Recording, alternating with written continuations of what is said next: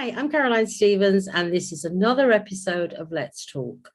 I have a very special guest with me this week, Molly Leport, MBE. I'm going to let you, Molly, tell everybody a bit more about yourself. I have here that you're the Conservative Party candidate for Brent and Harrow for the London Assembly elections 2021. So over to Molly. Hi, Molly, how are you? I'm all right, Caroline, and thanks for giving me the opportunity to talk with you. You're very welcome. Okay. Yeah, I'm the GLA candidate for Brent and Harrow. I suppose if we're talking about elections, there is just a wealth of stuff that needs to change under the current Labour Socialist Mayor, Sadiq Khan. I'm passionate about my community and especially youth. I worked with a lot of youths. Prior to working with them, I was an athlete for Great Britain. In fact, I don't like blowing my own trumpet. I don't really like doing that. But yeah, but you should. You have to be proud of your achievements. Oh, I am proud. I've just come from a sport where to blow your trumpet is boasting, but I suppose many people don't know me. So I was the first woman in Britain to become a world champion. Wow. Combined, I won 14 gold medals in European. Wow, that is something to talk about. And the Commonwealth, and went on to win awards. I won the Jamaican Jubilee Award of Excellence. I mean, that's an honour. I'm not Jamaican, neither is my family. And then I became the first woman to win the Sunday Times International Sportswoman of the Year Award. That's absolutely brilliant. Yeah, I suppose so. I think for me, the person growing up who sort of like was a single parent mother, my parents divorced in the 70s, and that was sort of not a done thing for Caribbean parents. After all, they came here in the Windrush era. And everything sort of like the father figure went, and we sort of derailed a bit. And I got pregnant as a youngster. I came out of school with no qualifications. And I really looked up to people who had degrees and stuff like that. I never really thought I'd ever do that. Anyway, I discovered karate, and karate is a brilliant direction to direct youngsters in, because it gives you that discipline, gives you respect for others, regardless of age, and it most of all gives you confidence. And if you actually end up getting on a national, international squad, wow, you've got a family for life. Because all these qualities and being proud of who you are, your country, where you come from, comes out, because you have to fly that flag, and yes, I went on and I achieved. I became a role model for many of the kids and that in the community, to the point where a group of parents come up to me and said, Molly, will you open a martial arts club? And so I said, okay. So we started Gendai Karate Association, got a lot of the young dysfunctional youngsters in the community to come to the club, and took them to competitions, brought families together really, because parents who found it, pain in the neck with their kids who, they couldn't really, it's not control, but they'd gone off, found them coming together, because I'd say, okay, you can do the chaperone, you can watch the kids and what have you, and I'd train with the youngsters. And the beauty of karate, where it helps youngsters in their life, is that when you bring a youngster to the karate club, and I mean, I had one kid said he doesn't want to be taught by me. Where's the instructor? It's like, I'm your instructor. But when they come in, the first thing they learn is they have to bow. That's a mark of respect in the place of worship, like where you're going to train. It's not really a church. From there, the rest fits into place. But I always say to people who want to understand the power of the empowerment of our youths in terms of karate and the arts, boxing is the same. Well, if you've got two people going for a black belt, somebody of our age and a 10-year-old, if that 10-year-old gets that belt before, although they're on the same examination panel, you have to show him higher respect than the other one, because it's about order. And so that's how empowering it is for young people. And that's why I think, in terms of crimes and redirecting youngsters, you've got to put them in the arts. you know, and also we won awards. We won Best Millennium Club, Best Millennium Coach. For me, it's not about that. For me, it's about the change in people. Yeah. And I took these youngsters and said, right, let's go in the community. You do a good deed in the community and you win awards. And they did. You know, we're going to find out if there are any old age pensioners in the community who needs, you know, the house cleaning or something like that. And we'd go in there and we'd do it. And That's brilliant. Absolutely brilliant. yeah, I don't think Is young it, people are. sorry, interrupting. I was just going to ask you. So basically, you're taking these kids and you're giving them a direction. You're giving them a focus, something to put all their maybe angry kids, who knows, you know, come from broken homes, and instead of sort of channeling their anger into the wrong direction, you are encouraging these kids to challenge their anger into the right direction. Yeah, I did. I don't have a club no more, but people are asking me to open up one because I formed a martial arts association. Yeah, it's important that children understand how they can, you know, commit to their community, how they receive respect, because a lot of these elderly people will tell them, no, I'm really, really, you know, pleased and chuffed and proud of you for coming out, giving up your time. And then they start to realize their importance, how much they're needed in the community. You know, I think that's what's lost at the moment, Caroline. There's no link up between the community and the youths. So the youths don't understand what is it these adults are moaning about. I also, you know, taught self-defense and self-awareness, self-assertion to kids who are dysfunctional. I work better with them, actually.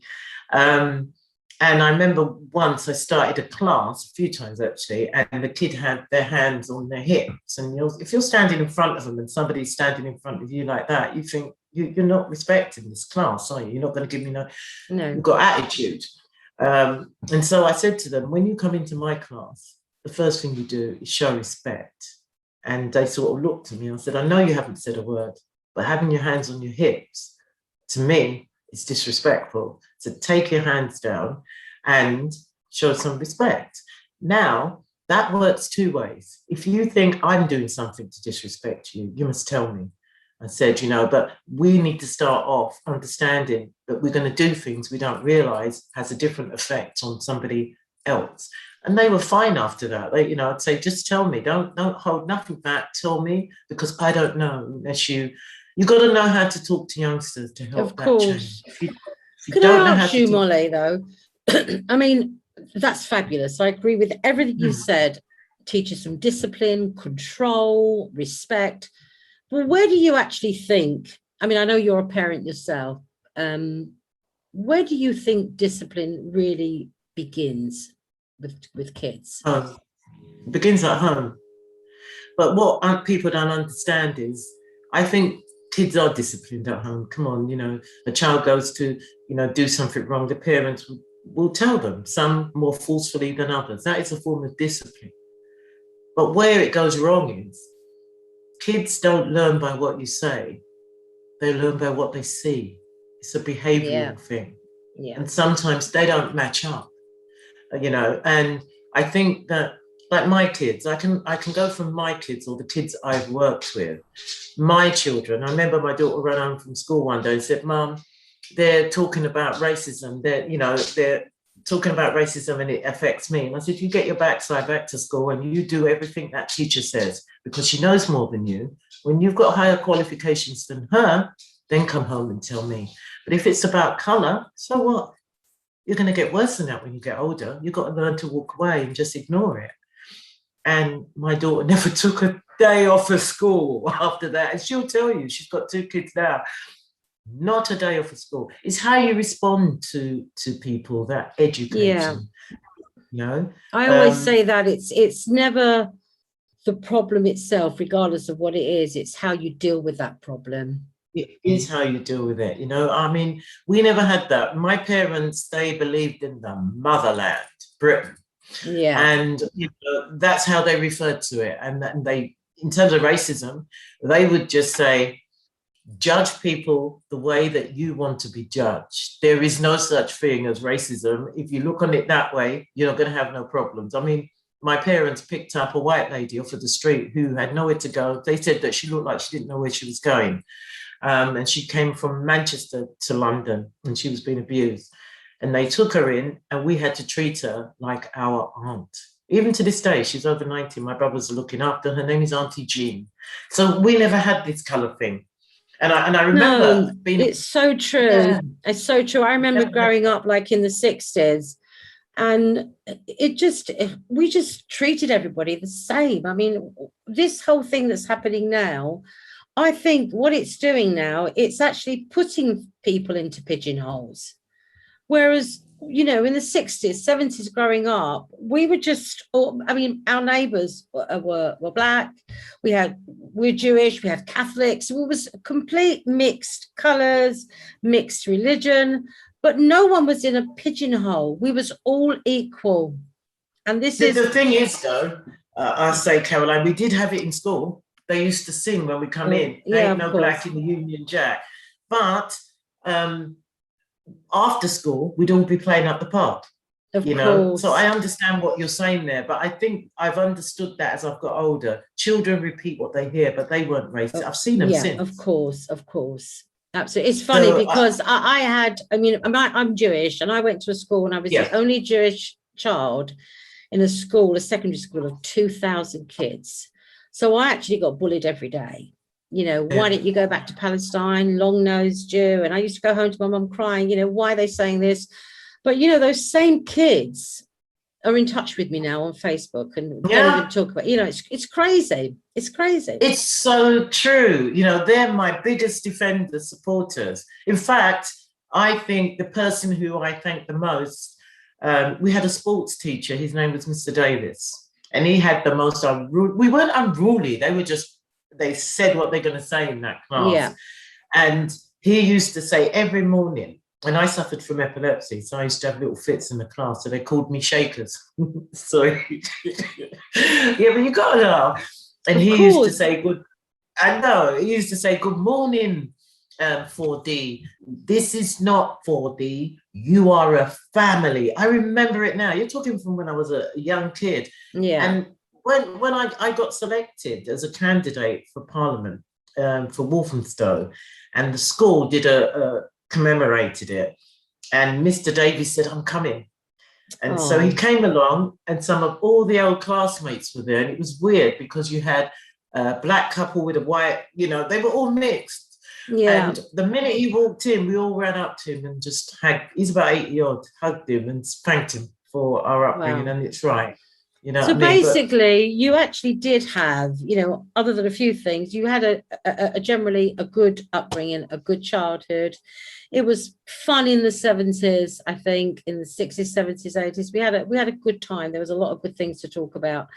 But let me talk to you now about how did you fit everything in? Like, you know, a karate champion, your other life roles, community work, your job with crisis, and being a mum. How did you fit it all in? See, when I got into karate, let's say, it was just going to a fundraiser, speaking to someone who told me that women can't win in karate. And that was like, what? He woke me up. And that's probably the worst thing they said. No, actually, probably the best thing they said. And the thing is, there was about 27 of my family members already in it. And I kept saying to them, I don't want to do that. And so I was a mother then. And so I thought, okay, I'm going to do a beginner's course. Anyway, I went on to complete the beginner's course. He became my personal coach.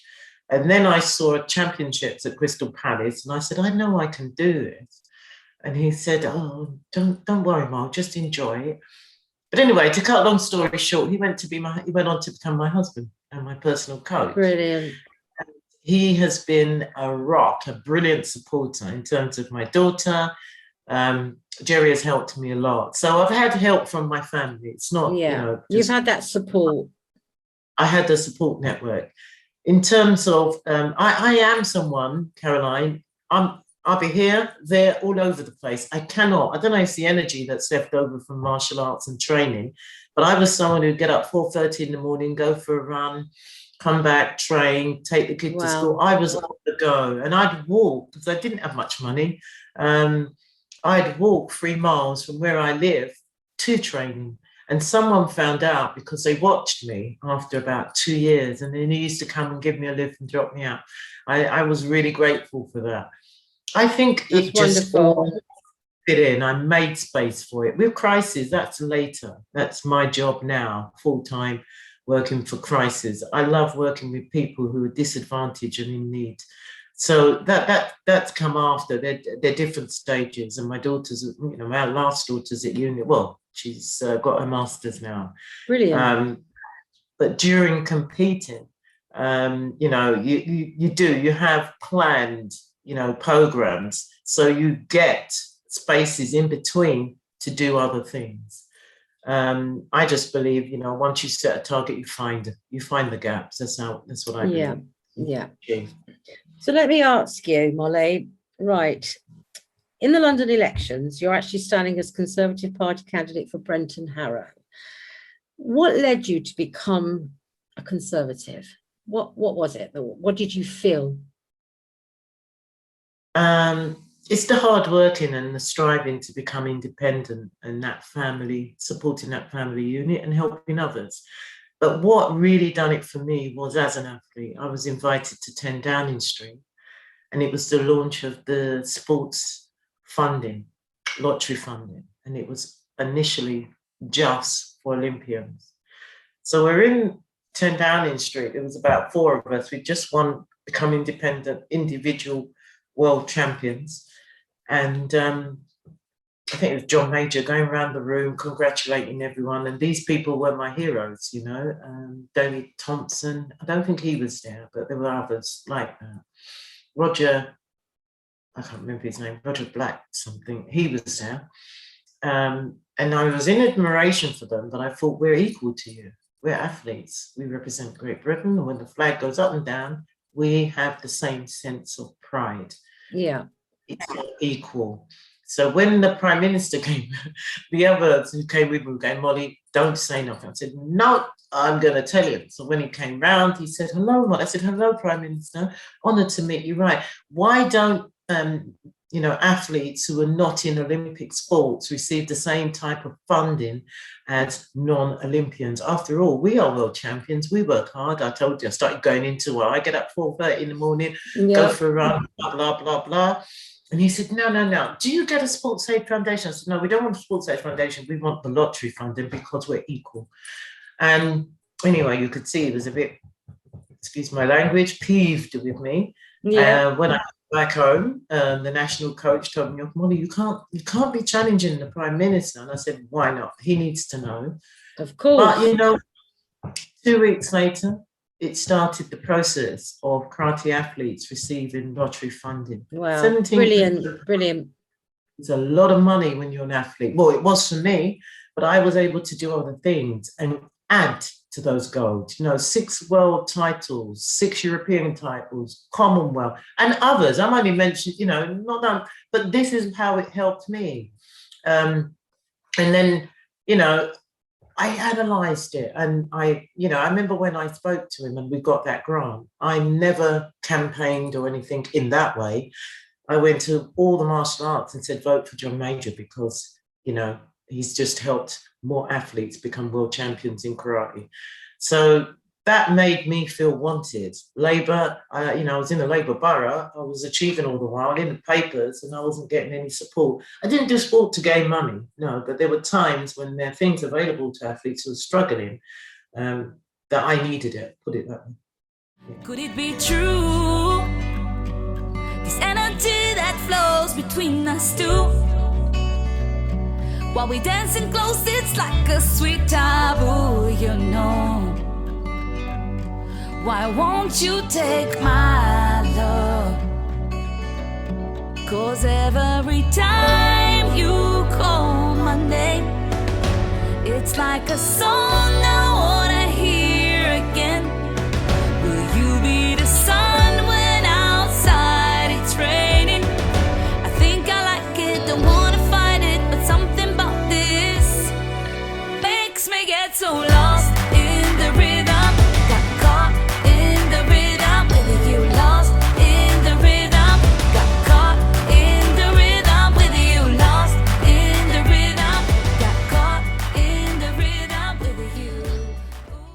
So it's hard work pays. It's that ladder up that's set up to make me a conservative. I believe in strong values. Yeah.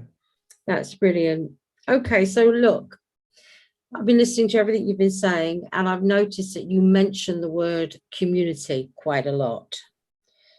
So why is community so important to you, both as a candidate and also in your own life? I mean, why? Well, I think it's like you were saying earlier on, Caroline, I've got visions of when I was a youth, and the way in which you bring communities together is to work together. There's a disconnect between the elderly and the youth. That is your community. I believe that old knowledge builds on new knowledge. I think in this day and age, crime is really gone off the scale, Crazy.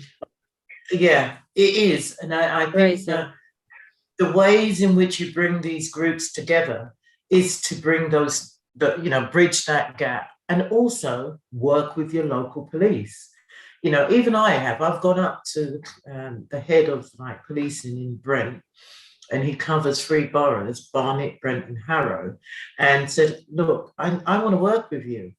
And so I'm going to be working with him in terms of, boot camps and stuff using karate. If you don't bring those communities together, you don't have a cohesive community. And that is going to take work. I mean, Sean has said he's going to open up 32 youth centres. That's important because you can have so many different projects going on in there, diverting them away from those gangs. They're going to schools now and bloody getting youngsters to get their friends to come along, buy them food and bring them. No, cut that out, and employment, 4,000 more youth workers. We need things like this.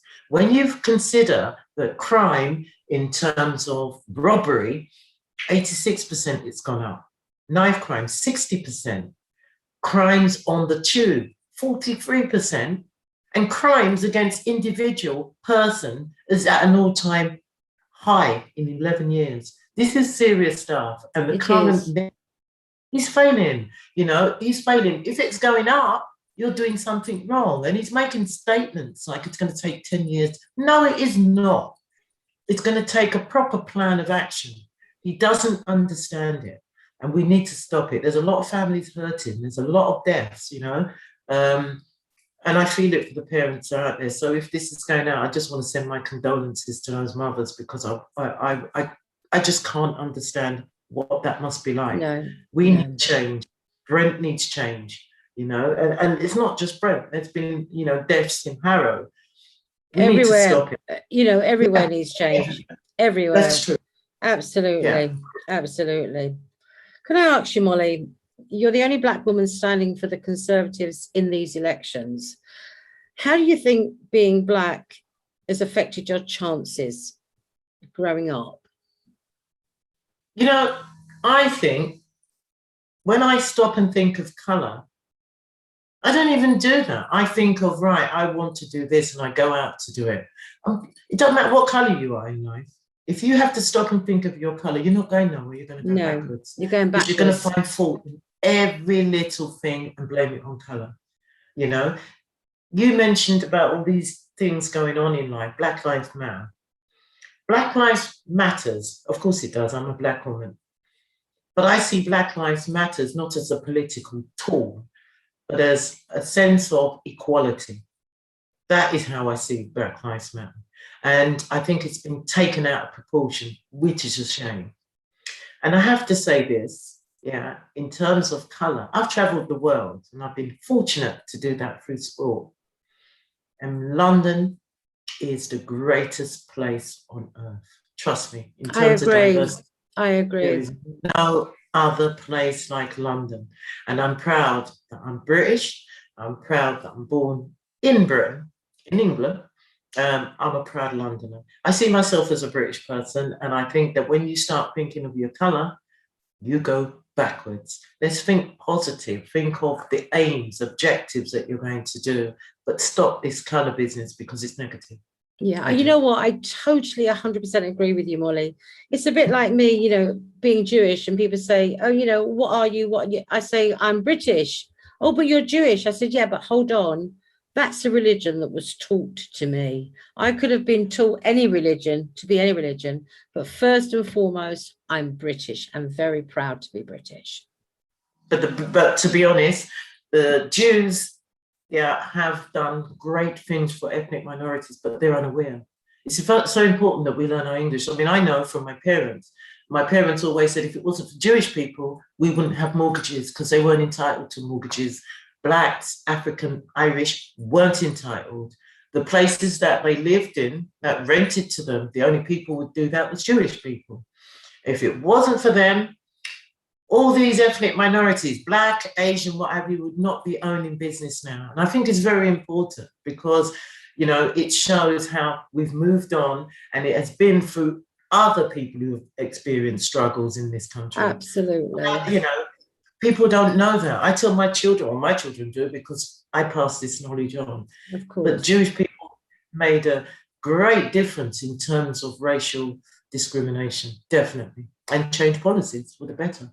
Yeah, you know, I heard, obviously, you know, my grandparents are dead now, but they used to tell me stories that when they first came to Britain, there was no unemployment money, there was no DHSS. They literally had to work and pay for doctors and pay for everything. There was no housing benefit. There was nothing when they first originally came, you know, so they just worked and worked and worked and worked until they improved their life, and they had 8 children to feed. So, you know, and my mum was one of 8, but, you know, I just think for me, I don't really express my political views, and I have to say, you know, especially in this TV program, I don't want to say who, what, why, where, but I will say that, you know, what upsets me is the amount of anti-Semitism that's rife in the Labour Party. And that really upsets me. Well, to be honest, I don't have those views. I think positive of Jewish people because, look, I've always experienced good things from Jewish people, you know what I mean? So when I hear all this stuff, I just think, you know, I can't relate to it, to be honest. No. But as you say, they're politicised. The Labour Party have politicised that. I suppose I'm glad I'm in the Conservative if that's the case. Yeah, but, good for you. Yeah, good for you. I'm in that part. I think I'm in the right party. You are. That's all I'm going to say. So, Molly, you mentioned the Windrush generation, okay? And obviously the recent deportations have been a painful reminder that Britain is still capable of getting it wrong when it comes to people of West Indian backgrounds. I mean, what are your thoughts on that? I think that I'm proud of the party for the apologies, you know, in terms of deporting people back. But we must, you know, the issues and the problem starts with the people who implemented that policy.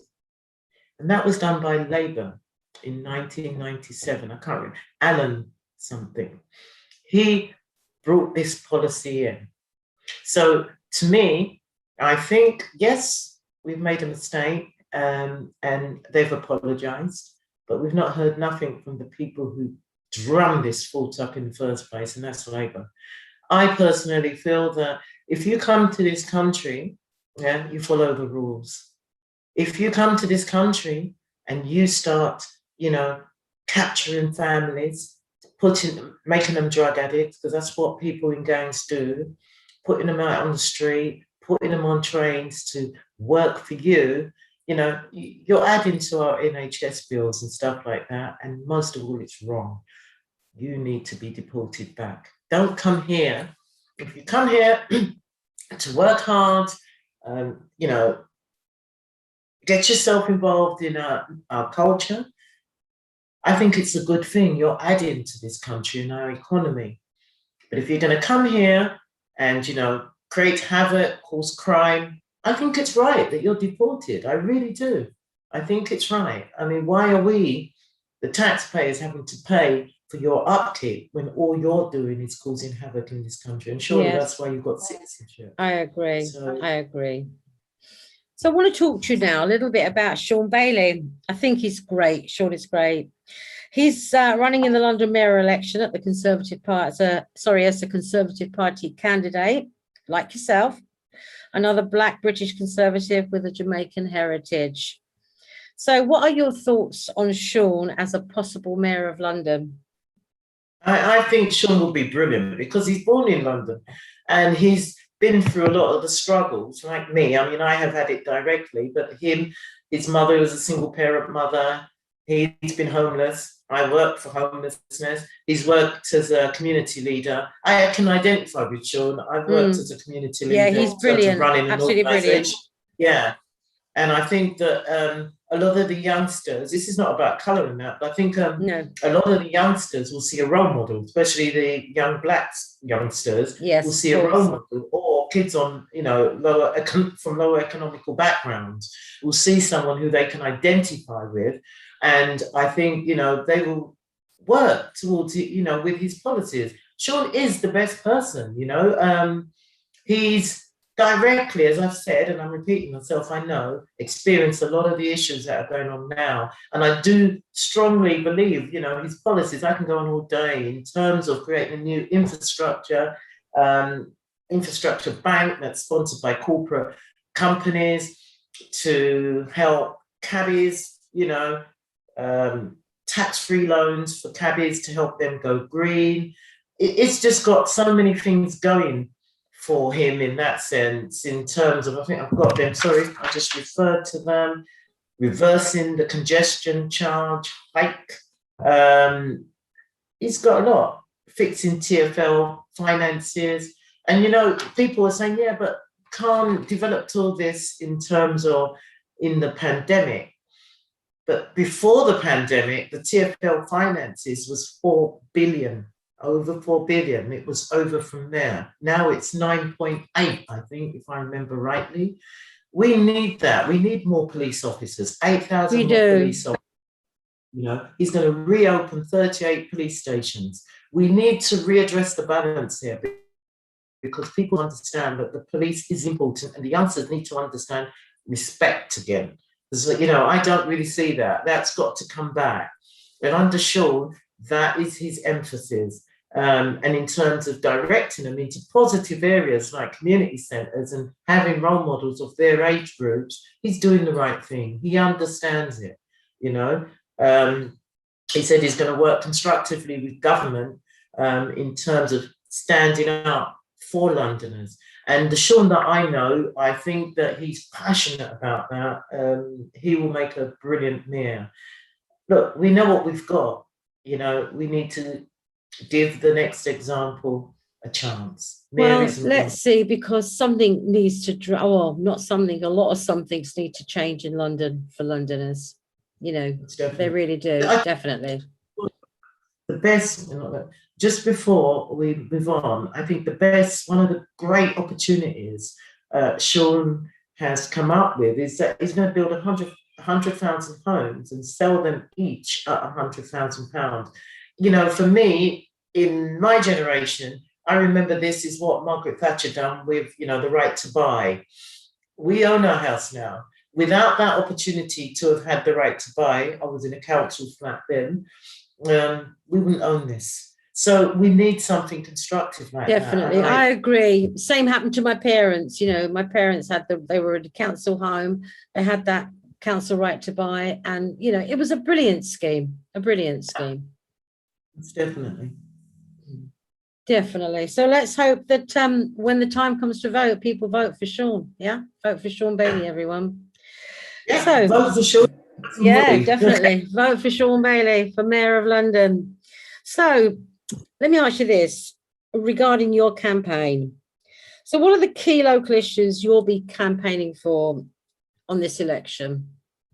Well, I'm going to be campaigning on crime, as I've said before. And there is an issue that's recently come up, and it's called the local traffic neighbourhoods. Now, this is having a major effect on people all over London.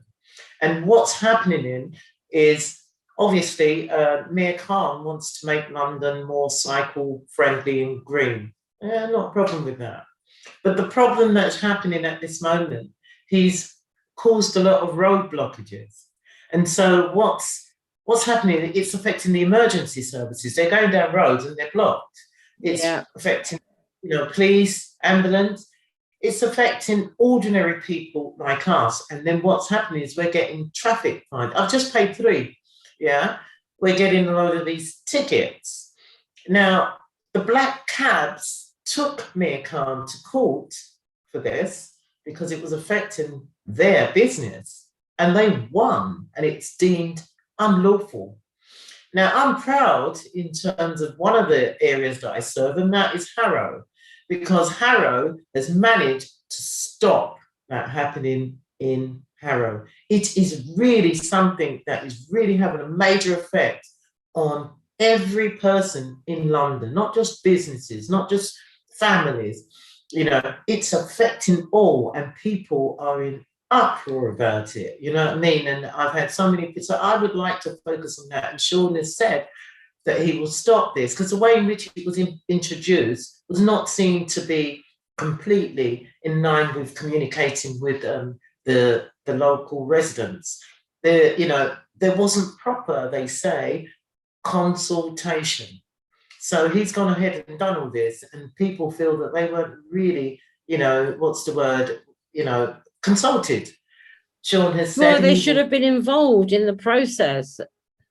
So, there wasn't proper consultation. So Sean has said, well, we will stop it. I will listen. We'll listen to the people and then decide from there. To me, that is democracy. To me, absolutely. I mean, I just think that, the Mayor of London, the Prime Minister, anybody who's in a political high position, they seem to forget that the people voted for them to be there. So therefore, they should listen to the people. It's kind of like we employ them, if you like. Yeah, well, we do. We're employing them to work for us. So listen to us. Yeah, and there are other areas in terms of development, he's the head of policing, and he threatened to cut their budget by 110 million. Why do you do that? It's going to have major effect on people in the street. Absolutely. Other areas, developments in Harrow, he's building on train stations, and people are in uproars. They've shown that they're disgusted. No, we don't, and he's carried on. This is not just a mayor who's got the wrong policies. He's a mayor who doesn't listen to people or consult them. I think properly. He thinks he's a law unto himself. Just do what he wants to do. Londoners, and I know, Caroline, when they've had enough, you will know. And I'm hoping that they will show that in this elections by voting Conservative. Yes, me too. Overturning. So, excuse me, I have to look at my, I did a lot of research on you, Molly. So, wow. Yeah, no, it was brilliant. It was all good. It made me proud to be a woman, actually. Girl power, what we can do if we put our mind to it. And you certainly have done a lot and achieved a lot. So I noticed that the slogan for your campaign is a role model you can trust. So what makes you think that you can be a role model for the people of Brent and Harrow? Well, I've proven that I'm not just a sayer, I'm a doer. As I've spoke earlier on, I'm somebody who they've told me that this can never be done and prove people wrong. I'm a mother. I was a young mother. I've experienced hardship, and I've also come through. All those titles that I won, I was honoured that it was recognised as well, that hard work, by receiving my MBE for sport and community work. So I've been there, I've struggled, and I've been homeless. So I understand, directly how to overcome and aim high and get there. And encourage others. And also you're living proof that you can get there. Most definitely. As I said, I'm not just a sayer, I'm a doer. I believe in, brilliant. People practice what you preach. Yeah. That's what I say. Yeah. Definitely. And will you, for example, my history is the music industry, the arts, creative. And I think, like you know, get kids into sport, youth into sport, but I also think that we should get kids into the arts, learning instruments, learning how to, you know, piano, guitar, singing, you know, get them in recording studios, let them create something. I think that would be good for kids as well. And it's also a way of expressing themselves. Yeah. You know, music is used for everything in society. We just don't realize it. Absolutely. As an athlete, music, I knew what music psyched me up. I knew what music kept me, you know, on a balance and down. And you have to consider all those things. So most definitely, it's for youngsters, they use music to express themselves to the world. It must be used, of course. Yeah. It's, you know, it's like I said before, it's a way with youngsters, they learn by behavior. And music you can express your behavior in music. So, of course, yeah. And I'm, you know, I'm a Caribbean. We grow up through music, you know. Music. Absolutely. So let me speak to you about Black voters and Labour. A commonly accepted wisdom says that Black people in Britain have always voted for the Labour Party. What would you say to Black voters intending to vote for the Labour Party again? What would you ask of them? First of all, my parents, I'm one of 9, I'm 7th of the 7th child. My parents have always voted Labour. I was told they secretly voted for Margaret Thatcher. That made me laugh after they'd gone. And I think that generation, you could never change that. I think my generation, people who have come, like born in Britain, experience British culture, believe they're British, don't think like that. I think the best way to understand politics is to stick to policies. If you make a comparison between the two policies, for example, Sean's and Khan, you will come to the conclusion that the best policy is the Conservative policy. I think that when people are going to vote, they need to focus on what the policy does for them. No more. I don't think Labour is the party it was when my parents voted up until, you know, even to the 80s. It's no longer the same party. It isn't. And I've got to take my hat off to Boris. You know, he's doing a brilliant job with the vaccines, and he's, you know, people are trying to distract things. But no, let's focus on the good, what the man's doing. He's bringing this country back on its feet. When you think of other countries, reverse position like India, focus on the good thing that's going on in this country. There's people trying to bring people down. No, the man's doing a brilliant job. So I say, stop getting into, you know, the way they depict people. Focus on policy. If you focus on policy, you'll find that you probably vote for different things. There's no such thing as, you know, they used to be, I'm voting for the Workers' Party and all this. No, I don't agree. I think I speak to people at the door, even who are Labour, and they turn around and they say they're not voting in the elections for Khan because they're, you know, if this man has his way, he wants to stop the free travel that youngsters get. There are families in London who are really struggling with 3-4 children. Where are they going to get money to send them to school? And kids travel to school. It's not like when we were young, where they just went across the road. They travel out. Yeah. And he intends to stop, you know, the over 60s bus pass. Now, you know, and I know, people of that age, they become lonelier because they lose friends, what have you. And it's really difficult to get them out. You know, this is restricting them even more. And I believe that this can cause, or these issues will have a lot of mental health issues in the future. So I think people need to focus, coming back to your question, on focusing on what's going to work for them. And that policy in terms of the travel for the kids and what have you, it's not going to work for the vast majority. No, not at all. Not at all.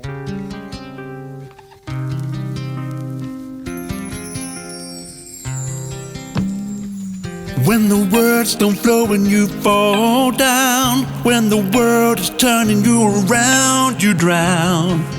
In love, there's no way out. Spending years just living day by day, you realize it's easier to stay forever. in love, so they say. But baby, I know it ain't the truth. I'm faking this love for me and you. Oh, I want a magic something true, so we can fly away. What you gonna do when love ain't enough and you're losing your touch?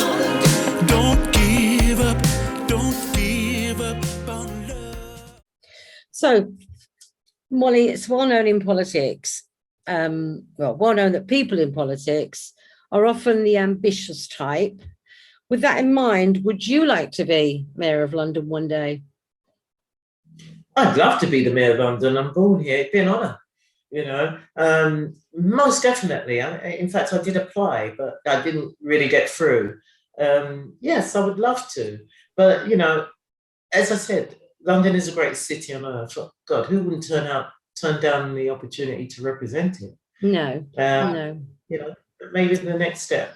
One thing that that gets me with Sadiq Khan is look, I don't want to talk about Trump, love him or hate him. I'm not passing my opinion.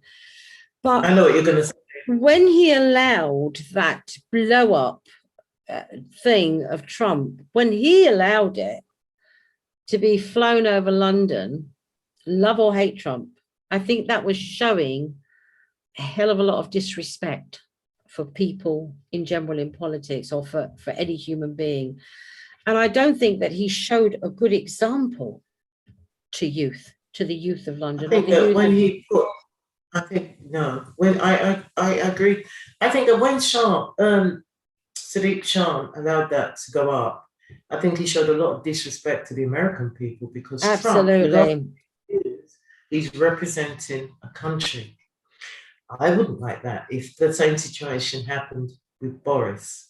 I think that this shows and it also showed the next generation of youth how to be disrespectful to other countries.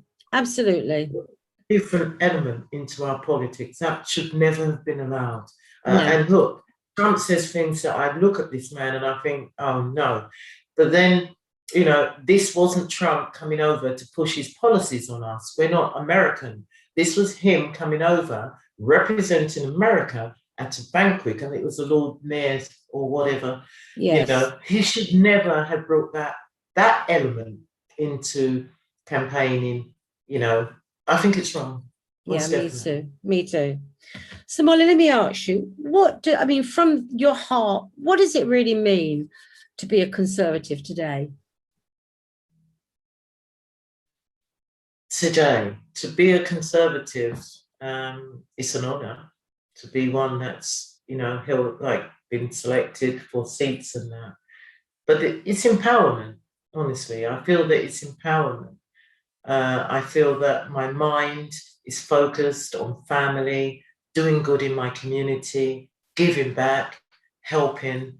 I never felt that, you know, when I lived in a Labour borough. Sorry, I hope I ain't offended people, but I never felt that. Always struggling. But through the Conservative policies, I think the thing that stands out the most is I enjoy helping others and seeing my family sort of, you know, have a future and think positive in terms of setting the goals for their youth, their children and what have you. So for me, I am very proud to be a Conservative. And as I said, I'm proud to be part of that political group. And strive to. Well, we're nearly coming to the end of this interview. So there's just one more question that I want to ask you, Molly. You're actually in the history books, aren't you, as one of the Britain's most formidable female martial artists and many times world karate champion. So is there something you'd like to say to the current mayor, Sadiq Khan, as he prepares to take on the contender, Sean Bailey, in the next elections? Yeah, what would you say? Because a lot of people have highlighted that. Sadiq Khan, when, you know, the other day when we had the march with all these women, I did sympathise with them, because a lot of the people that I have worked with have been people who have, been raped, abused by men, experienced domestic violence. And I come from a background where my mother sort of experienced that. But as a martial arts instructor, I took offense when he said that women in London are not safe and youngsters, because we don't need him telling us that. We need him telling us solutions. And as a martial arts instructor, self-defense instructor, and they're two different things, he needs to be consulting with us. I mean, I'll teach him some techniques if that's what he really needs to know. I was so angry, I formed a women's group with some of the highest achievers in martial arts around the world. We're working on it now, because I believe that self-defense needs to be implemented into the school system. And we need to be focused on the young boys and girls, teaching them not just techniques, because we're not superwomen, but we know that we have something that we can teach someone to use in the event of being attacked. 70% of women freeze when they're attacked. So we don't need the mayor telling us that women are not safe in London. We don't need the mayor telling us that he's going to protect us. What we need is action and skills and knowledge. And that is my area of expertise. So, if that's something you need to know, you need to speak to the specialist. The IKW is working on those elements. Yeah. Absolutely. Well, Molly, it's been a pleasure having you. And when I say talking to you, I've let you talk. It was very interesting. And I hope I didn't butt in too much. It's been great having you on Let's Talk. And when you win your seat, will you come back and tell us how proud you're going to be of winning? Absolutely. I'm out there 3 times a day. I'm going from Harrow West. I'm going to, all over, because I represent 6 boroughs, some borderline on each other. But I'm heavily in Brent, because it seems to me that a lot of the communities there are really, they're thinking of changing and voting for Sean. So, well, if you ever need any of these communities or any of these things that you're doing, publicised, let me know. And I'll certainly give them a mention on Let's Talk, because we go out every Friday. Yeah. And so everybody, you're not going to hear the last of Molly Samuel. I'm sure of that. And you can count on that. Thanks Molly, a lot. Thank you so much for being on Let's Talk, and we wish you all the best for the future. Thanks a lot, Caroline. Bye. Talk soon. Bye. Bye.